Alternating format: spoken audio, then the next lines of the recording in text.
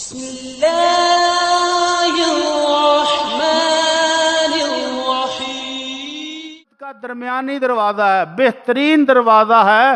اگر جنت چاہتے ہو تو باپ کی خدمت کر لو۔ یہ باپ کی کوئی خدمت نہیں ہے۔ کل رات کو ہی میں دیکھ رہا تھا اولڈ ہوم کی حالات، بوڑھی ماں بوڑھا باپ سسک رہا ہے۔ کتنے بچے ہیں؟ 8 بچے۔ 8 بچوں میں سے کوئی ایک بھی نہیں ہے کہ جو ان بوڑھوں کو سنبھال سکے۔ اور بوڑھی ماں رو رو کے بتا رہی ہے کہ میں کوئی معمولی خاندان کی نہیں ہوں، 1600 ایکڑ زمین کی مالک، 1600 ایکڑ، گھر گاڑیوں سے بھرا ہوا تھا، محلوں جیسا گھر تھا، لیکن اب جب بوڑھا ہو گیا ماں باپ تو ان کو اولڈ ہوم میں چھوڑا ہے کہ ہمارے پاس ٹائم نہیں ہے۔ انا للہ و انا الیہ راجعون۔ اور وہ ماں رو رو کے بتا رہی ہے کہ میں کوئی چھوٹے موٹے گھرانے کی نہیں ہوں، میرا ایک بیٹا فلاں فیکٹری کا مالک ہے، میرا دوسرا بیٹا فلاں بینک میں اتنے بڑے عہدے پر ہے، تیسرا بیٹا فلاں عہدے پر ہے، چوتھی بیٹی فلاں عہدے پر ہے۔ سارے افسروں کے گھرانے، اور بوڑھی ماں کو پالنے کے لیے 2 ٹائم کی روٹی دینے کے لیے ان کے پاس وقت نہیں ہے۔ تو یہ سب سے بڑا ظلم ہے جو ان والدین کے ساتھ آپ کر رہے ہیں۔ تو خدا را والدین کو جینے دیں، ان کی دعائیں لیں، ان کی خدمت کریں اور اپنی جنت پکی کر لیں۔ اور اگر والدین کی جائیداد ہو تو ان کو زندگی میں ہی تقسیم کرنے پر مجبور نہ کریں۔ جس بیٹی کا زور چلتا ہے نا، وہ کہتا ہے جی میرا حصہ تو مینوں دے دیو ہوں نہیں۔ تیرا حصہ ہے کیا؟ جب تک والدین زندہ ہیں تیرا 1 کوڑی پیسے کا بھی حصہ نہیں ہے۔ تو بالغ ہے، جوان ہے، کما اور کھا۔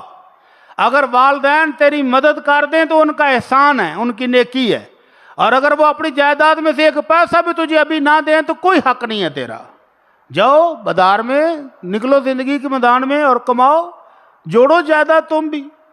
لیکن والدین کو بھی چاہیے کہ اپنی زندگی میں یہ جائیداد بچوں میں بانٹ کر ان بچوں کو اپنا دشمن نہ بنائیں۔ واللہ بہت سارے والدین جنہوں نے اپنی جائیداد زندگی میں بانٹی، اے جی میرے سر تے بڑا پار ہے جی، میں ہر وقت پریشان رہنا جی، میرے بچے میرے بعد لڑیں گے۔ جب انہوں نے جائیداد بانٹی، بیٹے تو بیٹے، بیٹیوں نے بھی وفا نہیں کی، بیٹیاں بھی غدار نکلی۔ اب بیٹیاں بھی ان بوڑھے والدین کو پوچھنے کے لیے راضی نہیں ہیں۔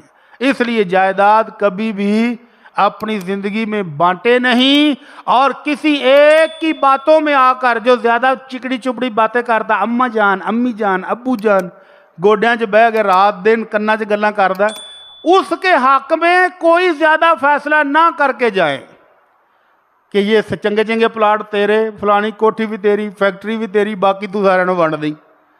ایسا ظلم بھی مت کریں۔ ابھی میں حدیث پڑھ کے آ رہا ہوں اندر سے، اللہ کے نبی صلی اللہ علیہ وسلم کا فرمان دل دہلا دینے والا ہے۔ فرمایا ایک بندہ 90 سال، مسجد میں کوئی بزرگ ہے جو 90 سال کا ہو؟ مشکل سے ہی ہوگا۔ 90 سال زندگی کی نیکیاں کرتا ہے، اور پھر مرنے سے پہلے ایک غلط کام کر جاتا ہے، مثلا وصیت میں ہی ہیرا پھیری کر جاتا ہے، اولاد میں انصاف نہیں کر کے جاتا، کسی ایک کو پکڑا کے باقی سب کو محروم کر کے چلا جاتا ہے، فرمایا وہ جہنم میں چلا جائے گا۔ 90 سال نیکیاں کرنے والا، عبادتیں کرنے والا، آخری عمر میں ایک غلط کام کیا اور جہنم رسید ہو گیا۔ اس لیے خدا را آپ بھی اپنے والدین کو جہنم کی راہ پر چلانے کی کوشش نہ کریں۔ اگر ان کی جائیداد ہے، پراپرٹیاں ہیں، تو ان کو انصاف کے ساتھ تقسیم کرنے دیں، زندگی میں تقسیم کریں نہیں، اور وصیت نامہ انصاف کے ساتھ لکھ کر جائیں کہ جو بھی حصے دار ہے وہ شریعت کے مطابق اپنا اپنا حصہ لے لے۔ اللہ تعالی ہمارے والدین پر رحمت فرمائے۔ جن کے والدین زندہ ہیں اللہ ان کو صحت اور سلامتی والی زندگی عطا فرما، اور جن کے فوت ہو گئے اللہ ان کو جنت الفردوس عطا فرما۔